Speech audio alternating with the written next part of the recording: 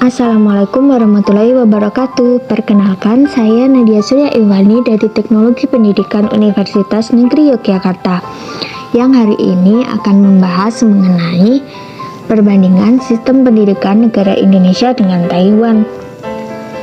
Yang akan kita bahas meliputi perbandingan struktur sistem pendidikan, perbandingan jenjang pendidikan, dan perbandingan pendidikan guru. Yang pertama, ada perbandingan struktur sistem pendidikan di Indonesia dan Taiwan. Di Indonesia, pendidikan bersifat wajib dan diberikan secara cuma-cuma atau gratis di sekolah umum dari kelas 1 sampai kelas 9 yang meliputi pendidikan dasar 6 tahun dan pendidikan menengah pertama 3 tahun. Sebelum pendidikan dasar, anak-anak dapat menghadiri prasekolah yang sifatnya non-wajib yang ditawarkan oleh taman kanak-kanak swasta dan pusat penitipan anak serta penyedia pendidikan anak usia dini publik. Selanjutnya di Taiwan. Pendidikan wajib di Taiwan berlangsung selama 9 tahun. 6 tahun pendidikan dasar dan 3 tahun pendidikan menengah pertama seperti di Indonesia. Namun pada tahun 2014, Kementerian menerapkan reformasi yang menambahkan 3 tahun wajib belajar sekolah menengah atas ke dalam kurikulum. Nah, untuk pendidikan prasekolah di Taiwan bukan pendidikan wajib juga, namun didukung oleh pemerintah dengan program 2 tahun prasekolah publik untuk anak dari keluarga yang berpenghasilan rendah. Yang kedua, perbandingan jenjang pendidikan di Indonesia dan Taiwan.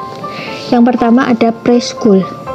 Di Indonesia, tingkat ini merupakan tahap prasekolah yang ditawarkan oleh taman kanak-kanak swasta dan pusat penitipan anak serta penyedia PAUD publik dan sifatnya tidak wajib.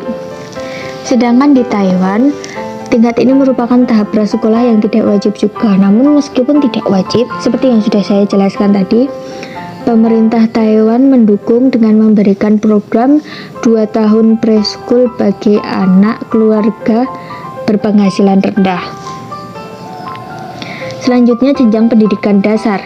Pendidikan dasar di Indonesia wajib bagi anak usia 7 tahun selama 6 tahun dan gratis. Nah, untuk dapat lanjut ke pendidikan menengah pertama harus lulus ujian nasional. Untuk pendidikan dasar di Taiwan wajib bagi anak usia 6 tahun selama 6 tahun dari kelas 1 sampai kelas 6. Untuk dapat lanjut ke pendidikan menengah pertama, ini juga menggunakan ijazah sekolah dasar. Selanjutnya, jenjang pendidikan menengah pertama. Pendidikan menengah pertama di Indonesia berjalan selama 3 tahun dan masih gratis.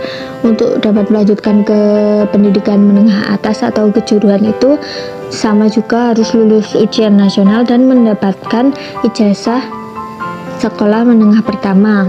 Untuk pendidikan menengah pertama di Taiwan itu berlangsung selama 3 tahun dari kelas 7 hingga 9. Nah, yang membedakan di sini adalah siswa sekolah menengah pertama dapat mengejar jalur akademik atau kejuruan. Yang membedakan di sini adalah jalur akademik ini pada kelas 9 itu akan melaksanakan ujian untuk dapat memasuki sekolah menengah atas. Sedangkan untuk jalur kejuruan ini tidak perlu melaksanakan ujian dan dapat langsung naik ke jenjang berikutnya atau sekolah menengah kejuruan. Selanjutnya, jenjang pendidikan menengah atas. Di Indonesia, pendidikan menengah atas saat ini tidak wajib atau tidak gratis. Baik sekolah menengah atas negeri, kejuruan, maupun sekolah agama ini mengikuti ujian nasional. Yang membedakan sekolah kejuruan dan sekolah agama itu mendapatkan sertifikat kompetensi yang sesuai dengan kejuruannya. Sedangkan di Taiwan, 3 tahun sekolah menengah atas itu sekarang wajib bagi siswa Taiwan. Ini berdasarkan World Education News and Review tahun 2016. Nah, kalau di Taiwan ini terdapat jalur akademik, kejuruan, dan bilateral. Jalur akademik ini ditujukan untuk memasuki perguruan tinggi atau universitas. Kalau kejuruan ini memberikan 2 jalur, yaitu untuk pekerjaan dan lanjutan pendidikan. Kalau memasuki pendidikan menengah atas kejuruan ini, hasil akhirnya itu adalah sertifikat sekolah menengah kejuruan atau diploma. Nah, apabila ingin pendidikan lanjutan dapat memasuki universitas nasional dan melaksanakan 4 tahun pembelajaran untuk mendapatkan gelar sarjana. Yang terakhir ada jalur bilateral. Jalur bilateral ini memberikan kesempatan kepada siswa untuk mengikuti jalur akademik dan kejuruan selama 3 tahun di sekolah menengah atas.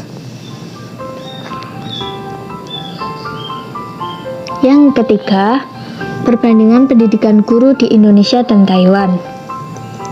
Di Indonesia, penyelenggaraan pendidikan guru itu menggunakan consecutive mode berdasarkan Undang-Undang Pasal 12 yang berbunyi setiap orang yang telah memperoleh sertifikat pendidik memiliki kesempatan yang sama untuk diangkat menjadi guru pada satuan pendidikan tertentu.